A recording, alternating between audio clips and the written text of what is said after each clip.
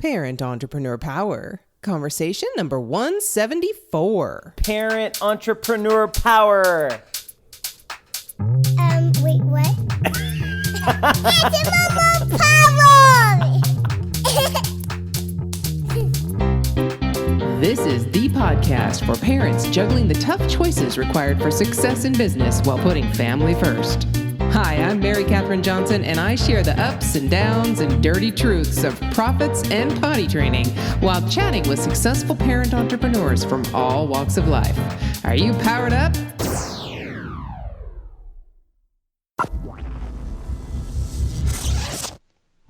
Hey there, Power Parents. Hey, welcome to another conversation. You know who I am, right? Mary Catherine Johnson. But I get to introduce you to some people I just recently met, and through our conversation, we've kind of circled around and been in each other's orbits here and there and everywhere, you know, like life and the internet anyway.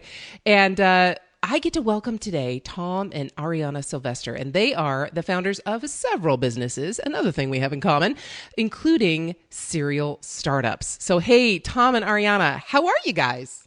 Hi, we're great. Doing well. Yay. I love doing well. I love great, right? Because what's the alternative? We don't want to think about the alternative. Definitely not. So, all right. We are parents. We are business owners, entrepreneurs. Let's start this thing with our once upon a time story. That's always where we start. So tell me how you got into this whole parenting and entrepreneur gig. Which came first, the kids or the business? The business came first, and that's because Tom was a crazy entrepreneur and pretty much had to force me into being an entrepreneur along with him, which is the funny story we tell. We call me the accidental entrepreneur because he wanted to get into real estate, and I was like, no way, I don't want to do it. Yeah, well, and you actually gave yourself a title from there called reality checker, and as entrepreneurs probably know, we always have a million different ideas, and so early on it was very frustrating that I'd come up with an idea and Ariana would say no, or she'd bring me back to reality. And so over time, she gave herself that title, which actually, as we've grown as parents and entrepreneurs, it's actually been very nice because we balance each other out with, here's all these great ideas of things we can do, but let's bring it back and see what we can actually do. Let's talk about real life here. Yeah. Oh my gosh. That's fantastic. Yeah, I have one of those reality checkers too.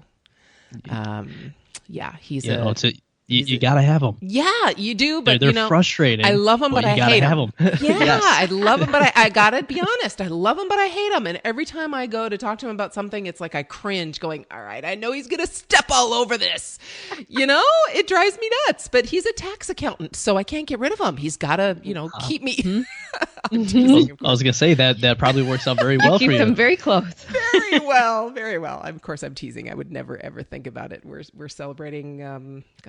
May is going to be 34 years. So wow. Congratulations. Yeah, thank you. I would never even imagine.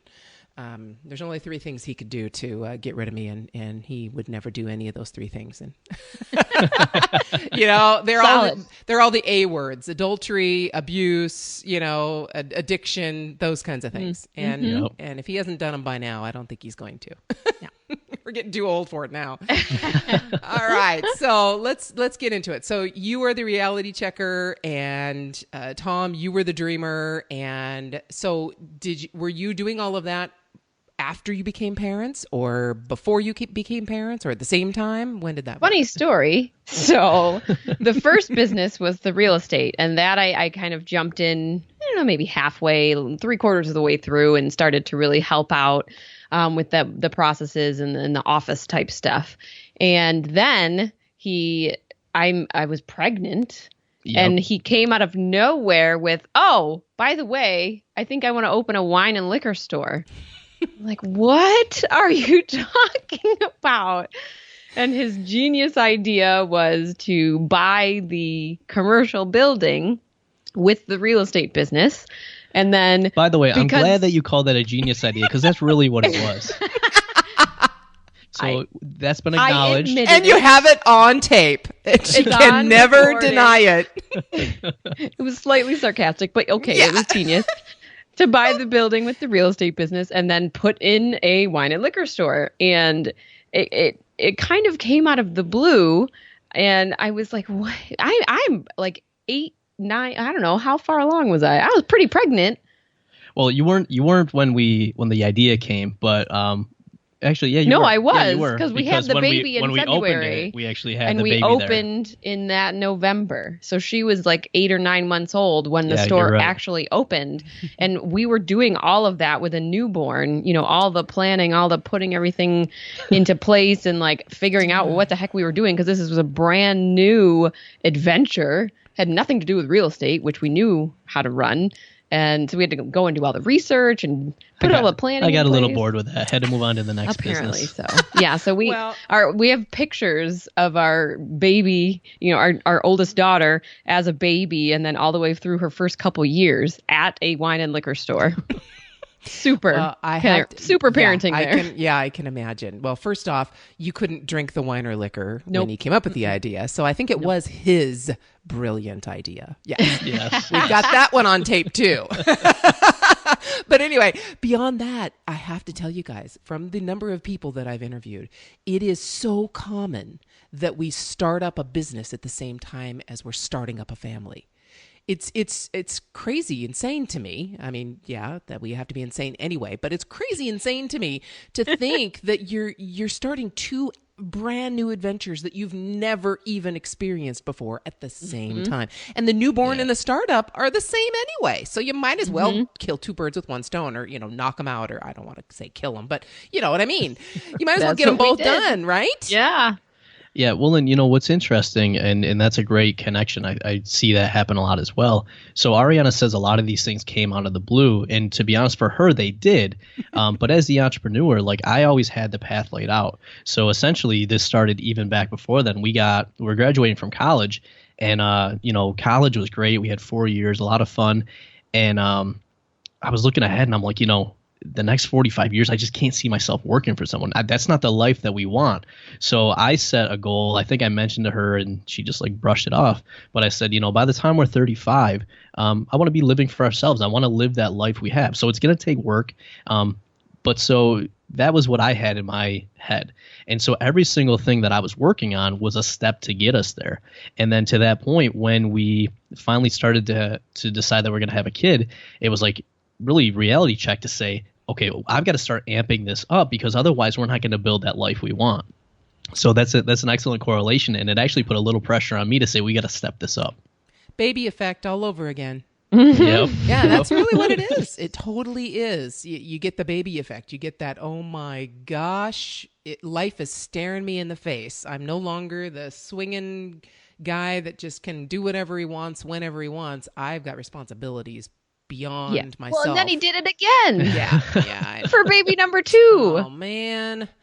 See, I think he's just addicted to, excitement and... Well, we should be good then, because we're not having any more kids. There you go. So does that mean we can just stop where we are? No more businesses added on? Is that why you don't want to have any more kids? Because you've made that correlation. You're like, I'm done. We can't have any more kids. We can't have any more businesses. We're good. I figured out your secret.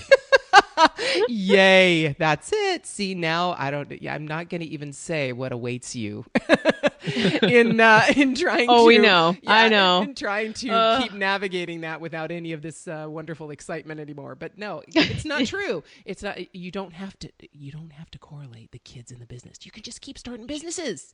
Leave the tell him kids- that. Yeah, that's fine. Just no more kids. Just keep doing the businesses and let the kids grow up, and then they get to work for you. Yeah. And that's Really exactly why we cool. had kids. No, it's Yes, not. we could work in our wine and liquor store. Totally. Great. Parents of the year. Yeah, man. At least you don't have a pawn shop. I'm good. With, Yeah, I'm good with the wine and liquor. That's a good idea. Yeah. Oh gosh. Sorry. Yes. All right. So you get them both started at the same time. That's amazing. You get it done. Then what happens? Okay, so you got this real estate business, you got this wine and liquor store. How, I hate the word balance. I'm sorry. I just don't use it. It doesn't we don't use exist. Balance is bull. Okay. So, but you have to make choices every single minute of every day. Which one am I going to focus on? Where's my energy going to go? Right. So how do you get all that done? How in the world could you run a real estate business and a wine and liquor store and have a baby? That's a great question. The first trick would be that we had the real estate was running for years before we opened the wine and liquor store. So we had that at a very good point. We had our processes down.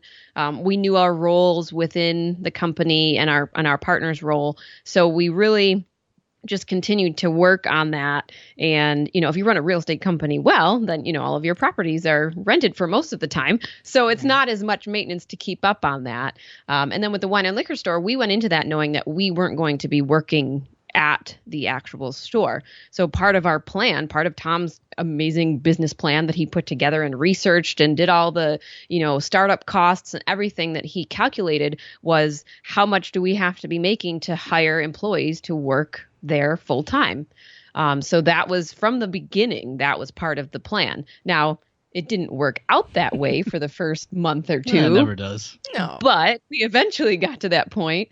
The first week we opened, I worked there during the days and I brought the baby with me. So we had a pop-up crib in the back corner and I had a baby carrier and I wore her around while I was helping customers. And then Tom would come after work and we would switch out shifts and he would work the evening shift and I would come home and put the baby to bed. So that was an interesting week.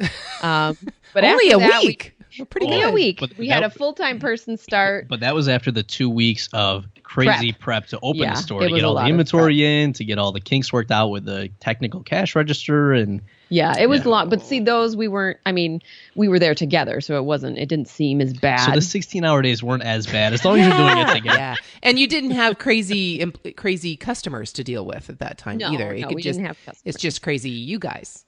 Yes. Yeah. And family. We And recruited. oh boy, We shamelessly recruited family members to come and help us. We actually celebrated my birthday at the liquor store. Oh, yeah. We had cake We had a and birthday cake and Yep. everything. Oh, Happy my birthday. We're goodness. opening another business. Yeah, aren't you excited? Yay! yeah. But then I think so. After that, a big part of it, the integration was being very, I guess, just making sure that we knew our own roles. So who's responsible for what parts?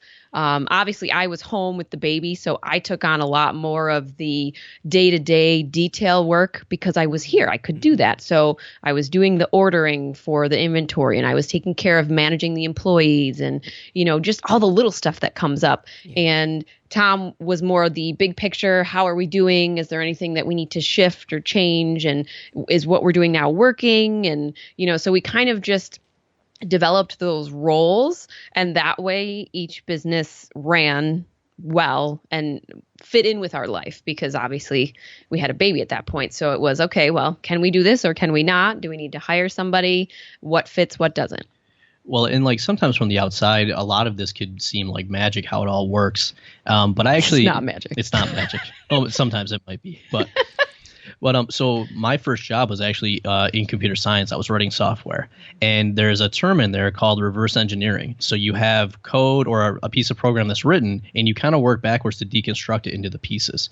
So essentially, we've taken those concepts, and through a lot of communication and goal planning, we basically laid out what the end result is, and then we reverse engineered it from there. So as Ariana said, when we put the store together, we knew that we weren't going to be there every single day. So we had to make sure that we had everything in place so that thing could work.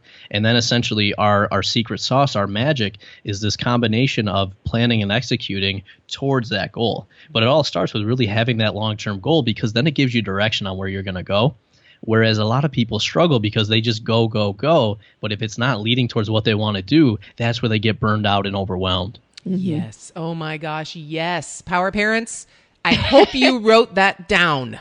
Or if you're driving, commit that to memory, because that's it. Yeah. Go to the show notes page and listen, or go back, rewind 50 times if you have to, but you have to listen to that. I can't tell you how many people they get into this, and even if we just take it down to the micro level, not even just the whole business concept, but let's say you're going to launch a course, or you want to put out a lead magnet to get someone on your list, and then you want them on your list so that you can get them to whatever you want to sell them. So many people, they think, okay, I'm going to sell this course, but they don't connect that course and what they're selling to the lead magnet they're using to get people into the funnel. And so those two things, if there's a disconnect there, you're going to lose people through that process because you're not speaking to them. You're not speaking to exactly what they came into your funnel for. Your course doesn't speak to that if that's not congruent with your lead magnet. I mean, just even that basic initial concept. And you can't build a business, a large picture business, until you get that little thing done. Yeah. Right? I mean, that's like saying I'm opening a liquor store, but to get people in the door, I'm going to put unicorns on the front of the windows. Yep. Right? And bring people in that want to see unicorns. Those two things don't match. Well, maybe after they drink the liquor, they see the unicorns, but not before. I was going to say, if you've had the liquor with the worm in it, that is totally possible. Might have seen unicorns. Gosh. All right. Well, see, unwittingly, I just created a great lead magnet for a liquor store. Anyway. But, to that point, I mean, there's a handful of words that I really grasp onto, and one of them is being intentional. And that's where so many of us fall off of it, is because we do a lot of things, but they're not intentionally going towards something. And if you look at the most successful people, they're the ones who understand where they want to go, and then they're making choices every day on what they say yes to and what they say no to. And the ones that struggle are the ones that say yes to everything, even the things that aren't in line with what they're trying to do. Amen. That's all I can say. I came face to face with this specific situation just yesterday. I mean, on my mastermind call with a group of great guys, I'm the only gal in there. I haven't figured out why that is. But anyway, it's great guys, and we're talking, and I'm the one in the hot seat, and I've got this new business, this messenger funnels thing that I'm doing, and it's just taking off and doing great, and I'm having a blast. And now I have this opportunity to work with Andrew Warner of Mixergy. Oh, very nice. And they're looking at me going, okay, why are you doing that? Why are you, and nobody had asked me that yet. So I'm like going gangbusters in this new business. And then all of a sudden this opportunity, and they're like, why are you diverting your attention? And why are you putting any energy at all into this? And I had to think why that is and what my walk away point was. And, so it fit for me into this process. But from the outside for them, they were like, it doesn't make sense because this is something totally different. So why would you divert your attention? So those questions, if you have you are so right, Tom, if you have your intention set, and you know where you're going, when those kinds of opportunities come up, you can apply the opportunities to that intention and go, does it fit or does it not? And Absolutely. really realize, is this just an emotional thing? Is this just like an ego boost for me to say I've worked with him, or is this really part of my process? And luckily it came down to part of my process. So I was lucky. I was like, all right, fine, put me to the test. Well, let's see how, luckily it does, but having that, I like to make decisions as easy as possible. So having that then allows you to have a filter. And, you gave the option or the example earlier of a customer in the lead magnet. Part of really defining your customer is then when opportunities come up, say, is this ultimately what they're going to need or not? So it makes that decision much easier. But if people don't go through the process of really understanding who they're going to work with, it could be easy to pull in all these things that don't align to that. Absolutely. Oh my goodness, yes. All right. So now that's kind of a big picture idea, and looking at the road you're on and where that road is leading, and kind of using those terms like roadmaps and all that kind of stuff, and business plans and all those things. Those are kind of looking at the big picture of what this thing is all about. Now let's get down into the weeds. Let's get down into the forest instead of looking at the forest. Let's get and look at the trees. So what day-to-day things, and I know you're going to say these amazing things, these magic words that are just going to make it all make sense. But so what kind of day-to-day practices do you have to put in place that then feed or build on that big picture to make sure everybody's doing what they need to do and getting you where you want to go? He's looking at me.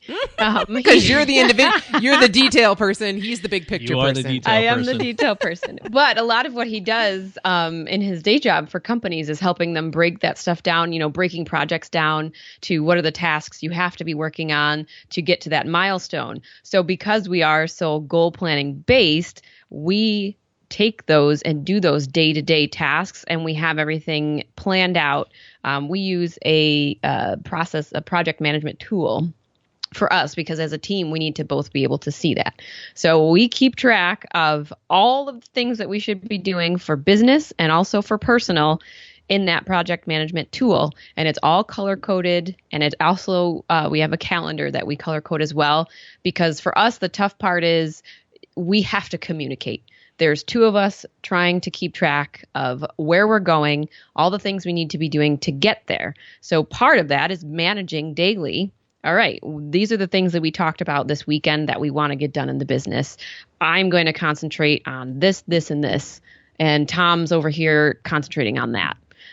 So that helps us make sure that out of all the tasks we're doing on a daily and a weekly basis, that we're not losing sight of the end goal. And we're not getting caught up doing random stuff. You know, it's so easy to jump onto Facebook with the intent to do market research. And then 3 hours later, you're like, oh, I didn't get done anything that I was supposed to do.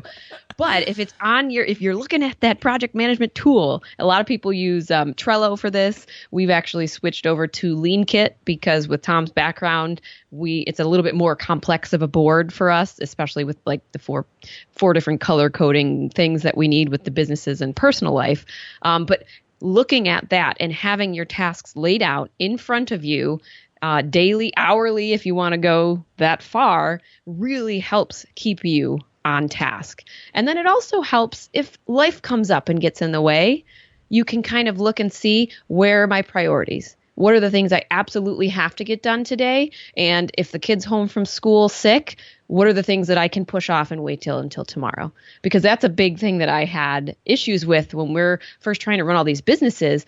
I would have one day where all of a sudden somebody was homesick from daycare and my whole day gets thrown off, and then my mentality would get thrown off because of that, because then I feel behind and I'm like, oh my gosh, I didn't get my work done. Now everything is going to be so behind, and how do I know what to do next? And now I look at the thing, okay, well, that could wait till tomorrow. That could wait till nap time. That could wait till bedtime later. I'm going to work on this.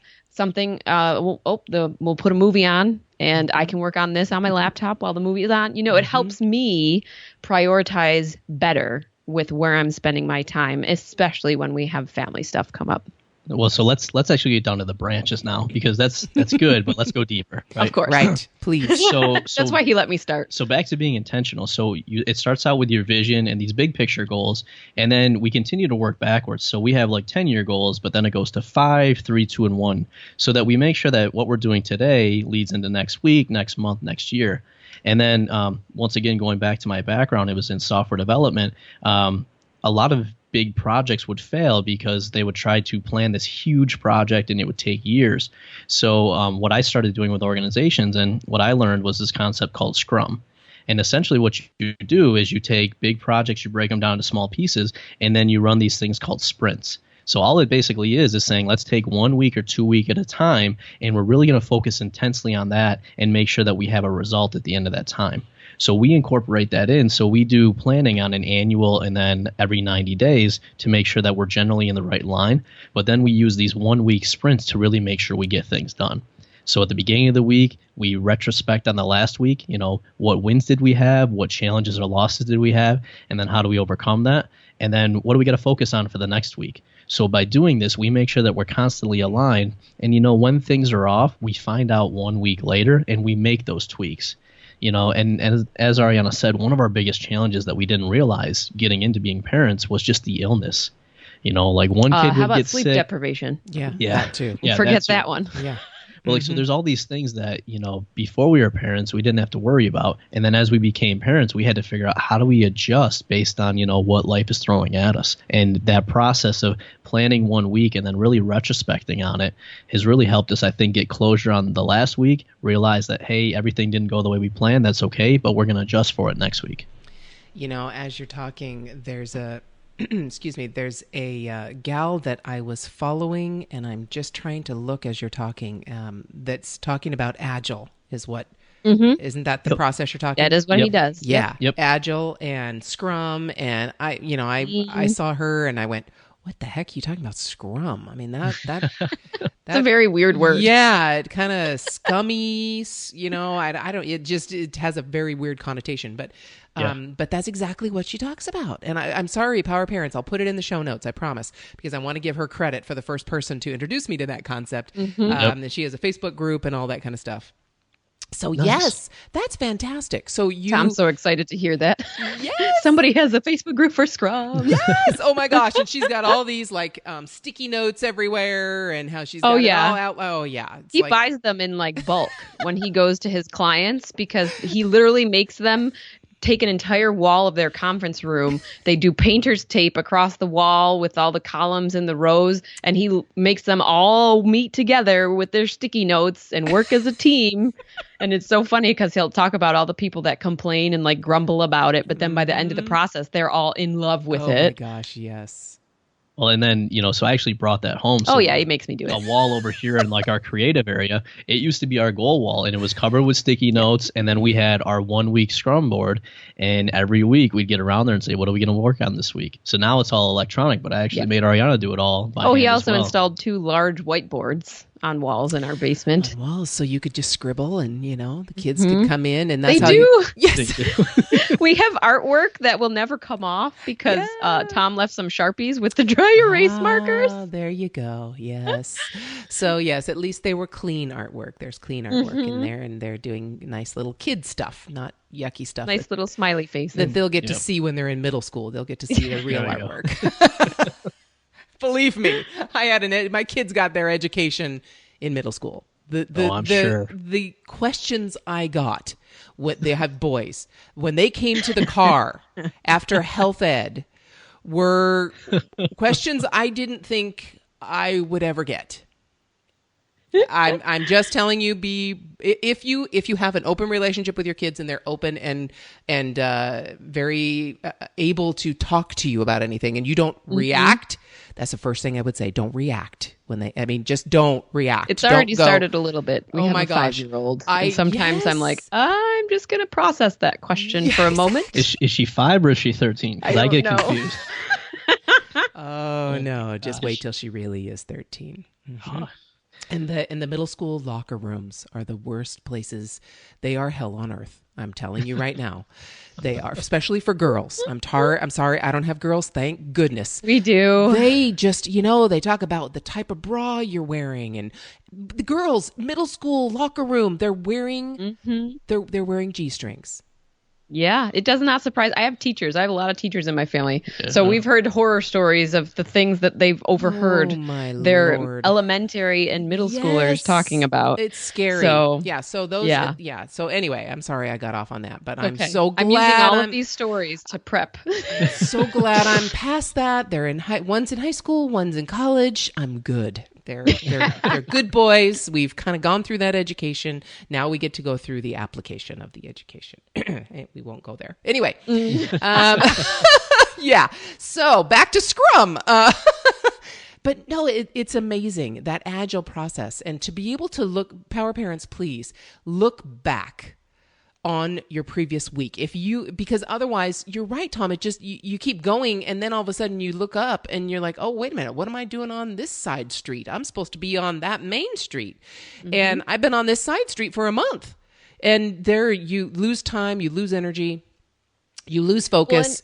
Well, and one thing I'll jump in and say, obviously we have an advantage in that we're both working in the businesses, but this is also a very helpful exercise as spouses, because if you are an entrepreneur and your spouse isn't involved, there is such a huge gap in the communication and in just what you're both experiencing in your life as parents, as husband and wife, or wife and wife, or husband and husband. It just helps so much with some of that communication gap, because a lot of times we get so caught up in what we're doing and our part of our life that we're completely missing something that they're going through. So, I mean, there's been weeks where we talk about it and we'll go back and do, okay, well, what went well, what didn't go well? And he wouldn't have realized that, like, our son didn't sleep at all that week. because back when he was little, Tom was traveling and he would be gone for 4 weeks out of or 4 days out of 7. And we would go through this retrospect and he wouldn't know that, oh, those 4 days that he was gone, I got, 2 hours of sleep a night or whatever it was. And I was miserable and I had a horrible week and I didn't get anything done. But I, of course, would put on the face that I was okay because, that's what we power do. through stuff. It's what we do. But going through those meetings gave us the ability to see, okay, well, Tom had a crappy week traveling and he just put on his front because he didn't want to stress me out while I was home alone. Right. I had a crappy week while he was gone. I put on the front because I didn't want to stress him out while he was gone. Right. Having that meeting allows us to both say, oh, all right, we really both had crappy weeks. Like, what can we take out of there to fix that? What can we change so that next week isn't so crappy? And, we're both on a track to getting to a better place. And the same thing with the wins, we shared wins that made us really excited and put us in really good moods and gave us some motivation. So it just really helps to share, those parts of your life with your significant other, and give you that really open communication. Yeah. So, well, I was going to say, just adding on to that, this analogy tends to resonate with people. Excuse me. So we used to use maps a lot, right? And so when you had a map, it was like, well, where do you want to go? Where are you starting? And you'd plan out the route. And then the challenge with that was you never got feedback until you were, 20 miles down the road, you realize you missed a turn. Beautiful thing about GPS is it's constantly checking in and letting you know when you need to make an adjustment. And that's exactly what like these weekly meetings are. So as we're going forward, if we miss something that week, we realize it quick and we make an adjustment before we're 20 miles down the road. Maybe we're now a quarter of a mile. And it's much easier to adjust a quarter of a mile than 20 miles.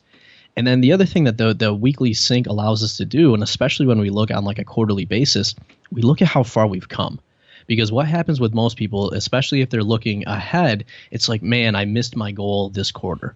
But if you look at it and you say, well, holy crap, look where I was 90 days ago. I actually got 80% there. And we focus on the 20% we didn't get, not the 80% we did. Yeah. So it gives you that opportunity to not just, really look at how you can improve, but really say, look how much good stuff we did, even though the kids were sick and, the house caught on fire or whatever else happened. The dishes didn't get done for 2 weeks. Yeah. The living room is a mess. Yes, the laundry didn't get done. We've got 5 clean laundry baskets waiting to be folded, whatever it is. So I just threw that out there, but our house actually did catch on fire. Well, the small piece of it, a candle caught on fire once. It was a scary moment for our daughter because she was old enough to understand that, like, oh my gosh, something's wrong. Yeah, she still brings it up. Yes. Daddy, remember when you caught the house on fire? Oh my gosh. Yes. Those are amazing. Those times when those little minds grab onto something and it's their world. It is. Oh, she's like a little elephant. She remembers world. Everything. Yeah. So watch what you say. Exactly. We do have to. I cannot say yes to anything because I know that she'll remember that I said yes. So I always say, we'll see. Yeah. Well, I hope she remembers half of what we want her to remember because she remembers everything that we don't want her to remember. Correct. If she remembers half of that, she's going to be solid. Yeah, they don't. Yeah. Yeah. Anyway, I love the fact that optimistic. You just keep that going. That's awesome. They'll remember things that you had no clue even happened in the way that they remember it. It's weird. It's, we went to Europe last year and my 15-year-old, he's not real good with very loud, crowded. That's not his gig. So, we don't go to a lot of amusement parks and things like that for him. That's not fun for him. And so we're in Europe and the places he remembers as amazing are like Norway, where it's wide open spaces, quiet, beautiful, serene, smells wonderful. And then of course, Rome is like crowded, dirty, hot, noisy. He's like, no way.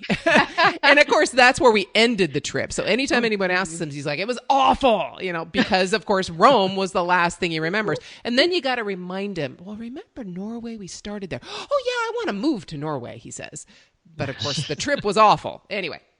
That's funny. But, I have to say this. I love the connection between the two of you because, Ariana, you remembered and talked about the touchy-feely stuff, the way we felt, the way everything is working and the face we put on. And Tom, you remembered and you talked about the details of the business and the logic and all of that. So you guys must really be able to meld that together very well. Because what I remember when you were talking about this, Ariana, you were saying, we had a terrible week, but we put on a good face. If you have those meetings, you can talk to each other and go, you know what, we don't have to put those faces on. We get it. We're here. It's okay. If things are going bad, I got your back. It's all right. But it's when you both have things going bad that nobody's got anybody's back, and it's really hard. Yeah. Well, and actually, building off that, so when I was traveling, one of the things we did was we said, when we have those meetings, it's interesting to have my perspective of how the week went and then have your perspective. So we actually took a whole month where we did a blog post where every single day we each kind of did our own journal and then we combined them together. So what was cool out of that was people got basically a view into our lives as parents and entrepreneurs, and they got to see Tom was saying how awesome today was. And then Ariana was like, well, I was up all night. We had all these issues, so it's so interesting how the same set of events can look completely different based on your perspective. Yes, and that's how second childs can view your parenting very differently than first childs.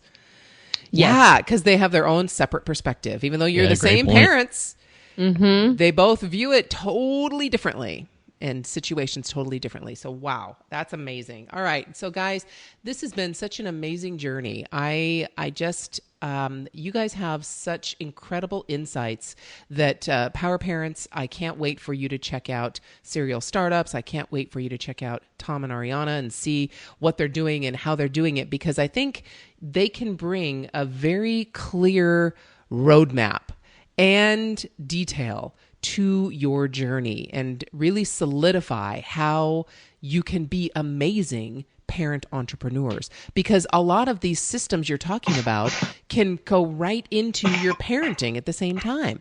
You can use calendars. I remember using calendars for my kids, and I color coded the calendars so that they wouldn't come to me and go, "Mommy, when do we get to do this and that?" I would bring them to the calendar and say, and that was also teaching them time at the same time.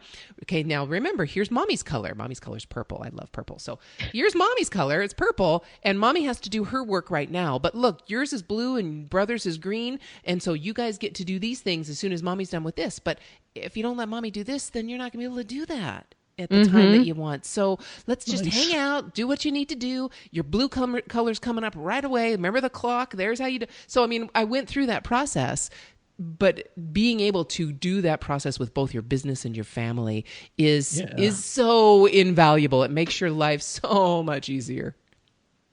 Yeah. I don't know what we would do without our shared calendars. No. I think it would fall apart. Yeah, I can't do it either. My husband wants me to do something, and he knows, oh, that's right, I'll put it on your calendar. I'm like, yeah, go to the calendar, because I'm not going to remember that you want me to call the dryer repairman. Okay, I'm just not. And so finally yesterday, he had to call the dryer repairman because he didn't put it on my calendar. So he's like, he wanted me to pick up the dry cleaning the other day. And I'm like, oh, you didn't put it on my calendar. I totally forgot. Yeah, I live off of that, especially the older I get. Forget it. There's no way I'm relying on my memory. No, I need calendar and I need lists. That's why that's why we like the Lean Kit so much, is because we do include the personal stuff on there as well. Yeah. So I always have that with me. And if I think of something that I need to do later, I pop it into there. And if it's for him, I put his profile on there so he knows it's his. I can put a date on there if he knows what day I need it done by. We can add messages in there. It's great. Wow. Between that and the calendar, those are probably our two favorite, most important tools. And they sync together, right? You can. Sync? We don't have ours synced because it would be too much with our color coding we already have. Well, so we use the calendar to time block just like you did, and then the actual activities we put in there, because we don't necessarily schedule this activity for this time, but we know during this time we're going to do this type of activity. Got it. So I have work block, Got it. My work block, I do my tasks. They are color coded though. They are color coded. Yep. And I think you can integrate them, but I did not, because I did not need more things adding onto my calendar. I'm going to have to check that one out, because right now I'm using Trello and Slack for my team, but my Google Calendar that's on my Mac, so it's the iCal that links to my Google Calendar. It keeps track of everything I have to do. But to communicate with my team and get projects done for work, I use Trello and Slack, and they're all integrated. So I'm going to have to check out that one. It's called Lean Kit. Yeah. Lean Kit. So it's basically like Trello on steroids. Wow. I love Trello. And so I'd love me some Trello on steroids. Yeah. That sounds like a plan. Awesome. All right. So we've talked about a lot. We've talked specifically about a lot of processes and tools and how we can integrate and do things and look at the long road and the short road and Scrum and, all that good stuff, Agile. And so break it down for me. If there's someone sitting in the audience and they're like rocking back and forth on this fence going, gosh, I really want to jump into this. And I think I got this great idea and I know it's going to be amazing. But how do I do that? Oh my gosh, how do I do that? And I'm feeling overwhelmed and what kind of road and all this kind of stuff. What advice would you give that person sitting on the fence wanting to jump in, or they want to take a turn and go down a different road and they want to iterate a different direction? What advice would you give that person who's sitting indecisive right now? I'll let Tom take this one because I know his brain is just going crazy right now. Yeah. So the first thing we talk about is really just getting clear on where you want to be eventually. So we talk about visioning. You can do a vision board. You can talk about your ideal day, but just getting clear on where you want to go. And that comes back to the intentionality. So taking a little bit of time, especially if you're in a relationship, to have some of those conversations. And the thing that we've seen both doing this and then also coaching others on it is it's difficult. Most of us just kind of go through life and we never take a step back and say, what do we really want this to look like? And you wouldn't think it would be that difficult, but it is. Mm-hmm. And then once you have that, a tool that we've used, and once again, based on my background, is this, it's called a lean canvas, but it's essentially like a one-page business plan. And what most people run into issues with is you go to start a business and there's so many areas you could focus on. And I think you even said it earlier, we get an idea and we just take that idea and start running with it. And most people struggle because the idea is just a portion of what makes a successful business. There's all these other things that go around with that as well. So what we recommend people do is actually start out with just this one-page plan, and it hits on the key things. It hits on your customers. It hits on your problems. It hits on your marketing channels and how you're going to find those customers. Your business model. Your business. Yeah. So that's essentially it. So it helps you kind of get it all on paper. And then when you're starting the business, what you want to do is start verifying your assumptions. So I think these are my customers and I think they have these problems. Well, let me use these couple marketing channels to go and find those customers and ask them. And if they do, good, now I've got some validation and I can go from there. But if they don't, now I know I can make that adjustment, and I can do that without spending a lot of time or money to create the whole business and then realize it didn't work. So really just getting clear on where you want to be and then using something like this one-page business plan to get started and to help you make those adjustments and pivots when things are working or when they're not working. Wow and wow and wow. See, that's why I let him talk. Yeah. Oh my goodness. Yes. Power parents, you've got to get that. And I have a feeling Tom has that, right? Mm-hmm. Yes, we do have that. Yes. I'm going to get it right now. So you can get a free copy of that at thenewbusinessblueprint.com/canvas. Mm-hmm. Yes, go get that. And I'm thinking of someone specific in the audience, Johans. I think he would just love that. So Johans, go get it. And everybody else, all the other power parents. So, if you have an idea, here's a great way, a quick, easy overview way to start and then get into the details, but not too deep before you then all of a sudden realize, oh, no, that's not going to work. And then you come back out to the big picture and then you get a little deep again and then you come back. So, oh my gosh, that's amazing. You got to do that's amazing. All right. Thank you, Tom and Ariana. So where can people find you beyond just that wonderful tool? Where would be the best place for people to connect with you guys? Well, we hang out for the most part in our free Facebook community, which is Serial Startups Community, or you can get there sscommunity.co, and then at our website serialstartups.co. Fantastic. All right, I'm going to dive in there if I'm invited. I would love to dive in there. Of course, you are so invited. As well, I'm telling you, I was a Twitter kind of gal for years and years and years. I'm a short, quick, get it done. I'm not a flowery, I'm going to tell you like it is. I'm blunt. This is the way it goes. You sound like Tom. Yeah, I know. So that's pretty much what he does. Yeah, Facebook was not really my gig. It's like, I'm sorry, I don't want to hear about all the stuff. Just get down to the bare minimum and tell me what you need. That's it. But because of this new messenger funnels thing, I am all over Facebook. I am all over it. And I found the way that I can communicate without having to be all flowery, fluffy, and get really blunt and to the point. And it's my gig now. I'm loving Messenger. It is short, sweet.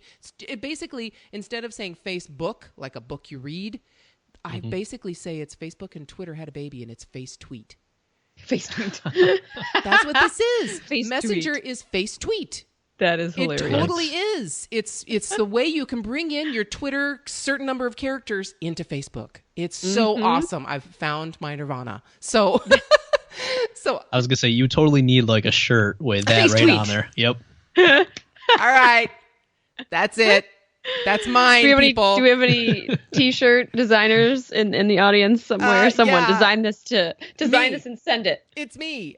That's how my first business was T-shirt designs for maternity Really? shirts. Perfect. Wow. Done. I've already got the design in my head. There you go. So yeah, it's coming soon, people. Probably by the time this goes live, I'll have that shirt done. Face tweet. Beautiful. Face That tweet. is awesome. Oh my goodness. Yeah, we're done. All See you right, later. guys. Telling you, this has been a blast. Really, truly a blast. I would love to do this again. I would love to have you guys on the show again. And after we get through, if we have maybe some power parents out there, like say Johann's hint, somebody who takes calling that you business out. plan and runs with it, I would love to have someone come back and give us some feedback on that and just have you guys back. It's just been a blast. It really has. I've so enjoyed this conversation. Thank you. We have to get back into podcasting because I totally miss it. Yeah, well, and I mean, thank you for having us. I'm declaring it here. Well, and thank you for having us on because, this is such a big thing. Like we talk to people about business all the time, but business is really only a part of it. And it's so important to make sure that it supports the other pieces of, your life. And obviously being parents and your kids are why a lot of us are doing these things. So I love the fact that you're sharing these stories and you're bringing all of us together. So honored to be on. Thank you.